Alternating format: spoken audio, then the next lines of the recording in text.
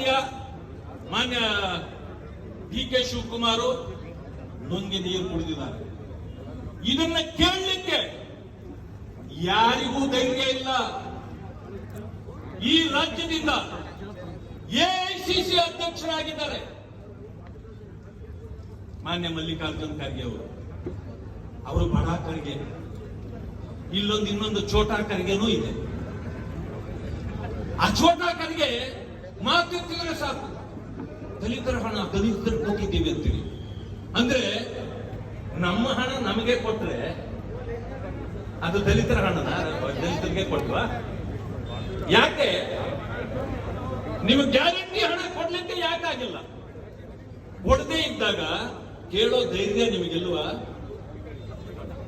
ನಿಮಗೆ ತಾಕತ್ತಿಲ್ಲ. ಸುಮ್ಮನೆ ದಲಿತರನ್ನ ವಂಚನೆ ಮಾಡಿ ಮೋಸ ಮಾಡಿ ಇವತ್ತೊಂದು ದಿವಸ ನಿಮ್ಮ ಕುಟುಂಬಗಳನ್ನ ತುಂಬಿಕೊಳ್ತಕ್ಕಂಥದ್ದು, ನಿಮ್ಮ ಕಣಜ ತುಂಬಿಕೊಳ್ಳ ಕೆಲಸ ಮಾಡ್ತಿದ್ದೀರ ಹೊರತು ದಲಿತರು ಸರ್ವನಾಶ ಆಗ್ತಿದ್ದಾರೆ. ಮಾನ್ಯ ಬಂಧುಗಳೇ, ನಾನು ಹೇಳ್ತೇನೆ, ಕಳೆದ 3-4 ತಿಂಗಳ ಮುಂಚೆ ನಾನು ಬಂದು ಭಾಷಣ ಮಾಡಿದ್ದೆ ಇಲ್ಲಿ.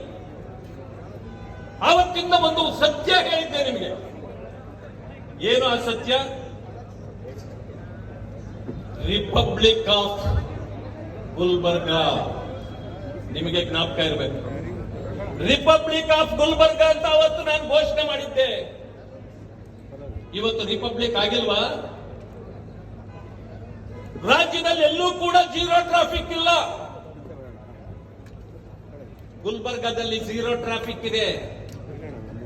ಇದು ರಿಪಬ್ಲಿಕ್ ಅಲ್ವಾ?